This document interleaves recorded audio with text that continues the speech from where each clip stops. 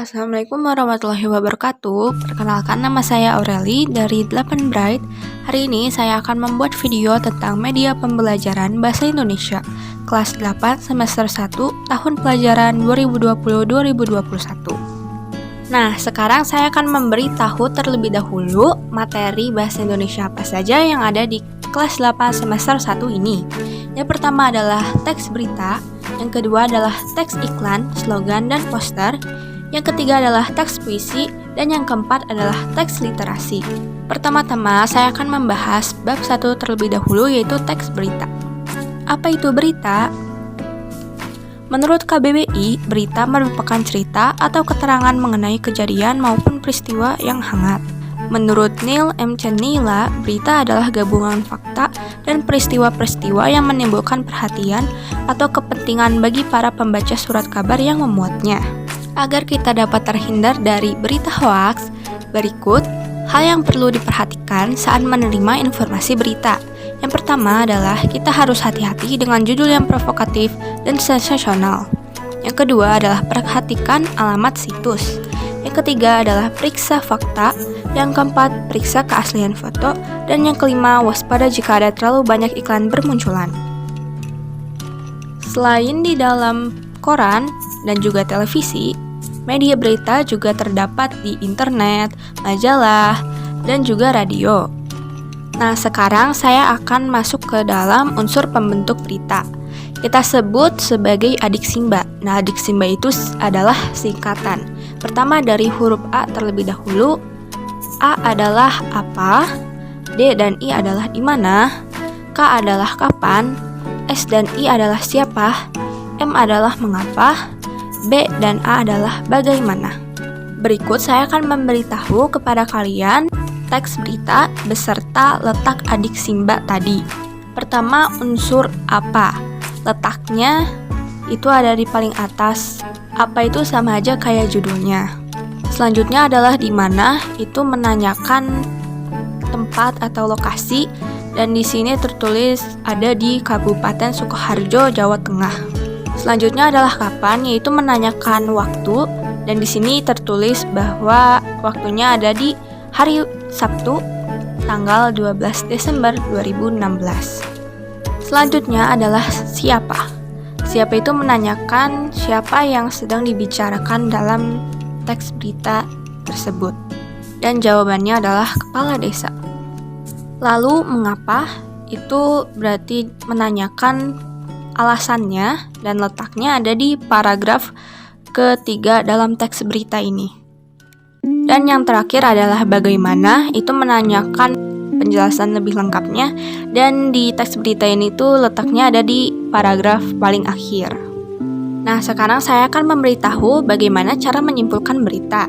Yang pertama adalah menyimak atau membaca berita. Yang kedua adalah mencatat pokok-pokok adik simba. Dan yang ketiga adalah menyampaikan kembali secara lengkap dan ringkas berdasarkan pokok-pokok adik simba.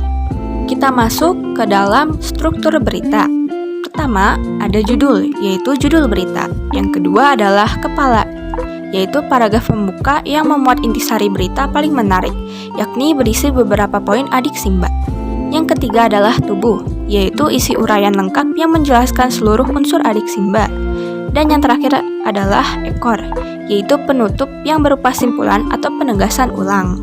Nah, berikut contoh teks beritanya, dan saya akan memberitahu di mana letak struktur berita yang sudah saya bahas tadi. Pertama, judul sudah pasti yang paling atas ya. Lalu kepala itu adalah paragraf pertama sebagai pembukanya. Lalu tubuh itu penjelasan lengkapnya. Dan yang terakhir ekor itu sebagai simpulannya ada di paragraf terakhir. Selanjutnya kita masuk ke dalam kebahasaan teks berita. Kebahasaan teks berita ada 5. Yang pertama adalah bersifat standar atau baku. Bahasa-bahasa yang populer atau kedaerahan akan dihindari oleh media-media nasional. Berikut contoh teks berita yang baku. Masyarakat, wisatawan, dan pendaki tidak diperbolehkan mendaki dan beraktivitas dalam radius 2 km dari kawah Gunung Slamet. Yang kedua adalah kalimat. Di sini ada 2 jenis, yaitu yang pertama kalimat langsung ditandai oleh tanda kutip dan disertai keterangan penyertanya. Dan yang kedua adalah kalimat tidak langsung ditandai dengan kata bahwa. Berikut contoh teksnya. Sebelum meletus, gempa tremor semakin rapat dengan amplitude sekitar 15 mm. Hal ini menyebabkan gempa vulkanik sudah tidak terekam. Tutur Ketua Tim Tanggap Darurat Gunung Bromo. Selanjutnya, yang ketiga adalah penggunaan kata kerja mental, yaitu kata kerja yang menerangkan aktivitas mengindrai, berpikir, atau merasa. Nah, berikut contoh teksnya. Mereka memikirkan solusi untuk bisa keluar dari peristiwa-peristiwa yang memilukan itu. Terlihat di teks tersebut ada satu kata yang digarisbawahi dan kata tersebut termasuk ke dalam kata kerja mental. Selanjutnya, yang keempat adalah konjungsi temporal, yaitu kata hubung yang menunjukkan urutan waktu. Berikut contoh kata hubung yang menunjukkan urutan waktu. Ada lalu, kemudian, setelah itu, sementara, semenjak, ketika, dan lain-lainnya. Selanjutnya, yang terakhir yaitu yang kelima adalah menggunakan keterangan waktu untuk menjelaskan ketika suatu peristiwa terjadi. Berikut contoh kata keterangan waktunya, itu yang pertama ada kemarin, keesokan harinya, tadi, sekarang, hari, pagi, siang, sore, malam, dan pukul. Lanjut, kita masuk ke dalam bab 2 yaitu teks iklan, slogan, dan poster. Sekarang saya akan memberitahu pengertian iklan terlebih dahulu. Iklan adalah teks yang mendorong, membujuk, memberitahu khalayak agar tertarik pada barang dan jasa yang ditawarkan. Nah, berikut contoh iklan dalam bentuk poster. Dan berikut iklan dalam bentuk video. Bayangkan ku beri Oreo untuk si vampir yang menyeramkan. Akan gajah berubah dengan susu segelas. Ku rasa semua akan jelas menyenangkan karena krimnya sangat nikmat dalam sandwich coklat. Bila si hiu datang, ku beri Oreo lagi. Bisa gajah bersahabat dan berbagi. Bayangkan ku beri Oreo dunia penuh keajaiban kalau ku beri Oreo untuk kamu. Bayangkan ku beri Oreo. Selanjutnya adalah pengertian slogan. Slogan adalah perkataan atau kalimat pendek yang dipakai sebagai dasar tuntunan, yakni pegangan hidup, prinsip utama dari usaha, juga organisasi. Nah, ini dia dua contoh slogan. Pasti kalian familiar kan dengan slogan minuman Yakult ini. Cintai ususmu, minum Yakult tiap hari. Dan yang kedua itu, contohnya ada slogan buatan saya sendiri yaitu Prettiest Clothes for Your Notes. Nah, itu dia contoh slogan. Yang terakhir adalah poster. Poster adalah plakat yang dipajang di tempat-tempat umum. Nah, ini dia contoh poster. Bagi kamu yang masih bingung perbedaan dari iklan, slogan, dan poster, di sini saya akan memberitahunya kembali lebih detail lagi apa sih perbedaan dari tiga hal tersebut. Yang pertama adalah iklan. Iklan memadukan unsur gambar dengan kata-kata unsur gerak dan suara. Jadi di sini iklan bisa termasuk ke dalam unsur gambar, kata-kata, gerak, dan suara. Jadi iklan itu punya 4 unsur yang ada di tabel ini. Yang kedua adalah slogan. Slogan mengutamakan unsur kata-kata, namun bisa juga ditambahkan oleh gambar dan juga suara. Dan poster mengutamakan kekuatan gambar dan kata-kata. Poster tidak bisa menggunakan unsur gerak dan juga suara. Nah, sekarang sudah lebih bisa kan membedakan iklan, slogan, dan poster. Kita lanjut ke dalam unsur pembentuk iklan. Unsur pembentuk iklan ada 6. Yang pertama adalah sumber, yaitu pemasang iklan yang berinisiatif penyandangan dana dari pemasangan suatu iklan. Yang kedua adalah pesan, yaitu informasi yang disampaikan wujudnya bisa berupa pesan verbal dan pesan non-verbal. Yang ketiga adalah media, yaitu sarana yang digunakan, misalnya media cetak, elektronik, dan sarana lainnya. Yang keempat adalah penerima, yaitu individu atau kelompok masyarakat yang menjadi sasaran atau objek iklan.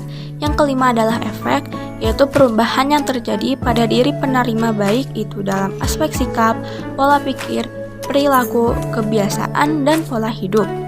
Yang keenam adalah umpan balik, yaitu tanggapan reaksi atau respon yang dikehendaki dari penerima pesan, misalnya dengan membeli produk yang ditawarkan dan menolak pemakaian narkoba. Nah, ini contohnya. Di sebelah kiri ada poster iklan Walls.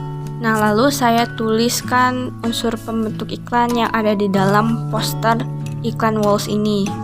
Ada sumbernya, yaitu Alfamidi, media, yaitu poster iklan, pesan, yaitu beli satu tebus murah pedal pop hanya Rp1.000.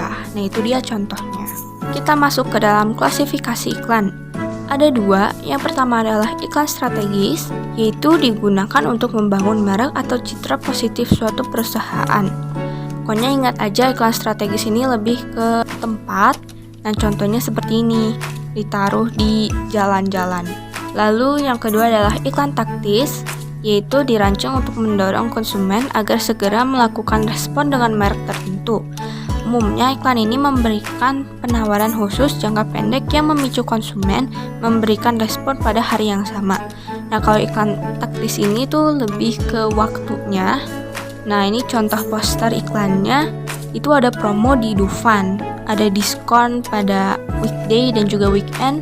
Namun periode promonya hanya dari 1 Agustus sampai 30 September 2018. Nah, kita lanjut lagi ke dalam bab 3, yaitu teks puisi. Pengertian puisi adalah puisi merupakan jenis karya sastra yang berbentuk singkat, berisi kata-kata indah yang digunakan penyair untuk mengekspresikan gagasan dan pikirannya. Kita masuk ke dalam unsur lahir. Unsur lahir itu yang pertama ada tipografi, itu bentuk puisi dengan pengaturan baris. Nah, berikut contohnya. Di dalam contoh ini terlihat kan bahwa bentuknya itu seperti matahari tenggelam. Dan sesuai tema puisinya, puisi ini juga membahas tentang senja.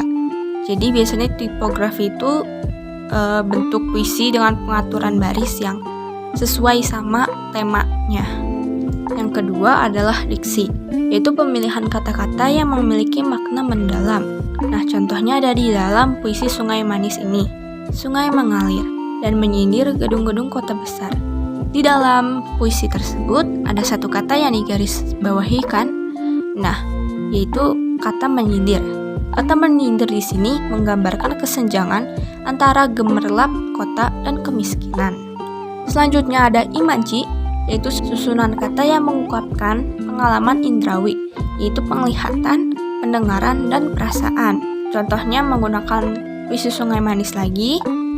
Di situ ada beberapa kalimat yang digarisbawahi. Nah, itu termasuk ke dalam imaji. Selanjutnya ada kata konkret, yaitu kata yang memungkinkan munculnya imaji karena dapat ditangkap indera yang berhubungan dengan kiasan atau lambang. Contohnya di sini ada rawa-rawa, itu melambangkan tempat kotor, tempat hidup, kehidupan, dan lain-lainnya. Selanjutnya ada salju, yaitu melambangkan kebukaan cinta, kehampaan hidup, dan lain-lainnya. Selanjutnya ada gaya bahasa atau bisa juga disebut sebagai majas, yaitu penggunaan bahasa yang menimbulkan konotasi tertentu dengan bahasa yang memancarkan banyak makna. Contohnya saya menggunakan majas personifikasi. Yang pertama ada ombak berkejar-kejaran ke tepi pantai. Yang kedua, badai mengamuk dan merobohkan rumah penduduk.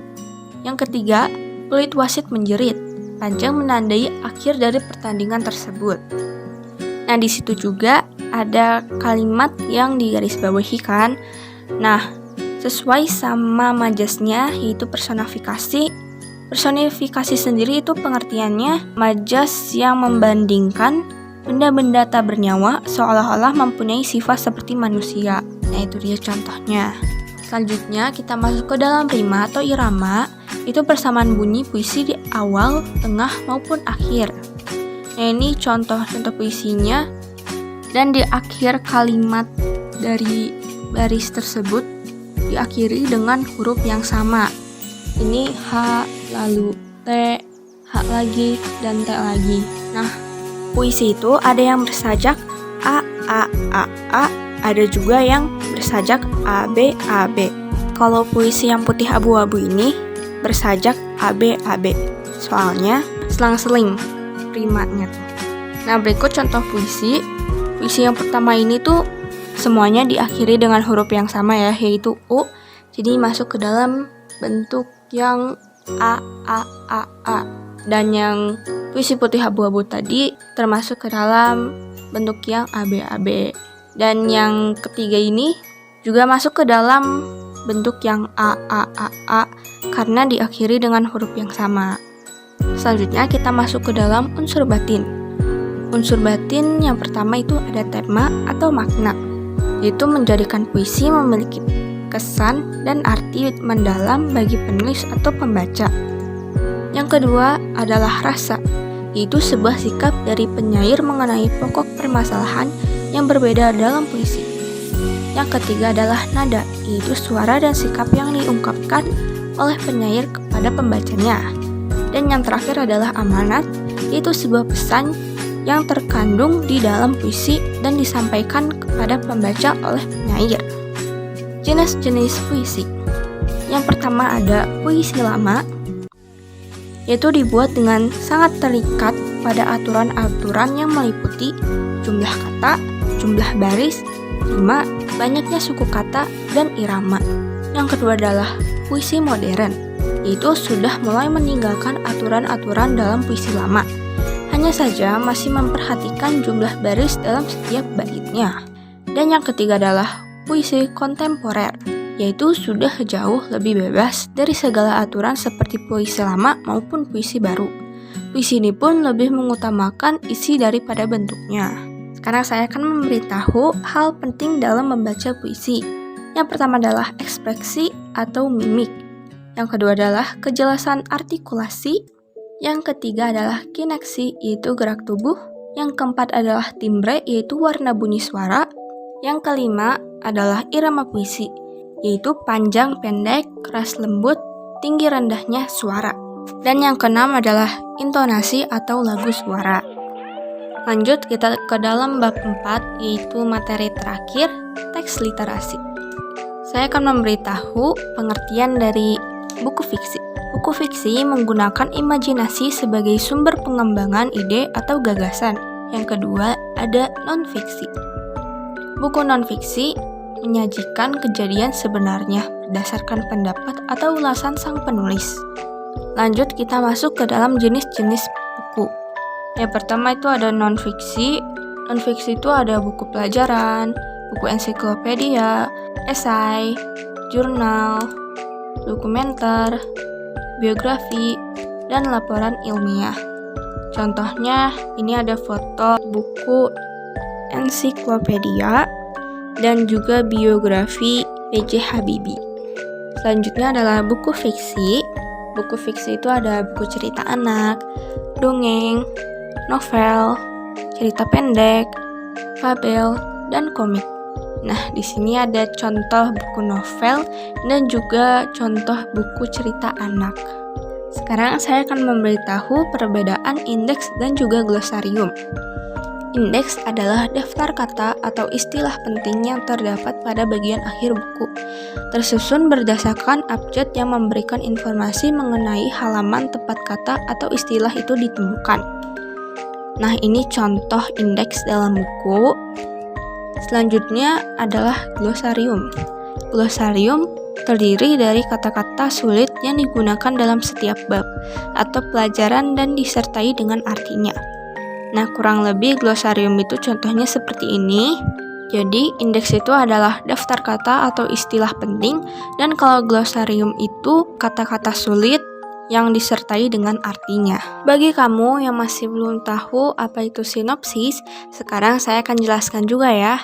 Sinopsis yaitu ringkasan suatu karya atau gagasan atau ide yang ditulis dalam bentuk narasi.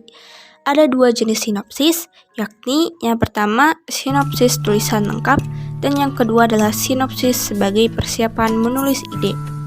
Ini dia contoh sinopsis. Sinopsis itu letaknya ada di belakang cover buku ya. Sekarang saya akan jelaskan pengertian dan fungsi kata pengantar. Pengertiannya adalah merupakan gambaran umum tentang maksud dan tujuan penulis menyusun buku tersebut. Fungsinya adalah mengantarkan pembaca kepada isi atau uraian yang terdapat di dalam suatu karya ilmiah. Bukan hanya berisi ucapan terima kasih, ada juga permohonan maaf atau kelemahan-kelemahan buku tersebut. Ini dia contoh kata pengantar. Kata pengantar itu ada yang panjang, ada yang singkat, ada juga yang singkat banget. Lanjut, daftar isi. Pengertiannya adalah merupakan gambaran umum tentang isi buku yang hendak dikisahkan atau dipaparkan penulis. Fungsinya untuk memudahkan pembaca dalam menemukan halaman-halaman tertentu pada buku. Itu babnya. Ini dia contoh daftar isi. Kita lanjut ke dalam daftar pustaka. Pengertiannya adalah susunan tulisan akhir karya ilmiah yang isinya berupa nama penulis, judul tulisan, penerbit, identitas penerbit, dan tahun terbit. Fungsinya adalah sebagai sumber atau rujukan seorang penulis dalam berkarya, juga untuk menghargai sumber informasi pula. Ini dia contoh daftar pustaka. Biasanya letaknya tuh ada di akhir halaman buku. Nah, sudah selesai. Terima kasih bagi yang sudah menonton video media pembelajaran ini. Semoga ilmunya bermanfaat. Sekian dari saya. Wassalamualaikum warahmatullahi wabarakatuh.